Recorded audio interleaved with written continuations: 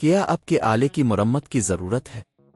ہم مفت تشخیص پیش کرتے ہیں بغیر کسی فون سفر کے آپ کے دروازے سے لے کر واپس کرتے ہیں۔ مرمت سے پہلے قیمت بھیجتے ہیں اور صرف آپ کی منظوری کے بعد آگے بڑھتے ہیں۔ سادہ، شفاف اور پیشہ ورانہ۔ تفصیل میں link. Dyson SV12 vacuum cleaner کی ٹریگر کو تبدیل کرنا ایک سادہ لیکن اہم عمل ہے جو آپ کی مشین کی کارکردگی کو بہتر بنا سکتا ہے۔ اس ویڈیو میں ہم قدم با قدم اس عمل کو سمجھیں گے۔ پہلا قدم، ضروری سامان جمع کریں۔ اس کام کے لیے آپ کو چند بنیادی اوزار کی ضرورت ہوگی۔ ایک سکریو ڈرائیور، 2 نیا متبادل ٹریگر، 3 کچھ سافٹ کپڑے۔ دوسرا قدم، ویکیوم کلینر کو بند کریں۔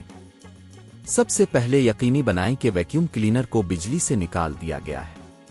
یہ آپ کی حفاظت کے لیے ضروری ہے۔ تیسرا قدم، پرانے ٹریگر کو ہٹائیں۔ ٹریگر کو ہٹانے کے لیے سکریو ڈرائیور کا استعمال کریں۔ ٹریگر کے قریب موجود سکرو کو کھولیں اور ٹریگر کو دھیرے سے کھینچ کر نکال لیں۔ چوتھا قدم، نئے ٹریگر کی تنصیب۔ نئے ٹریگر کو مناسب جگہ پر رکھیں اور اسے دبائیں تاکہ یہ صحیح طرح سے فٹ ہو جائے۔ پھر سکرو کو دوبارہ لگائیں اور اچھی طرح سے سخت کریں۔ پانچواں قدم، ٹیسٹ کریں۔ ایک بار جب نئے ٹریگر کو کامیابی سے لگا دیا جائے، ویکیوم کلینر کو دوبارہ پلگ ان کریں اور اسے چیک کریں کہ آیا یہ صحیح کام کر رہا ہے یا نہیں۔ اس عمل کو انجام دیتے وقت اگر آپ کو کسی بھی قسم کی مشکلات کا سامنا کرنا پڑتا ہے تو آپ ہمیشہ ماہرین سے مشورہ لے سکتے ہیں۔ یہ آسان سا عمل آپ کو گھر پر ہی اپنی ڈائسن ویکیوم کلینر کی مرمت کرنے کی سہولت دیتا ہے۔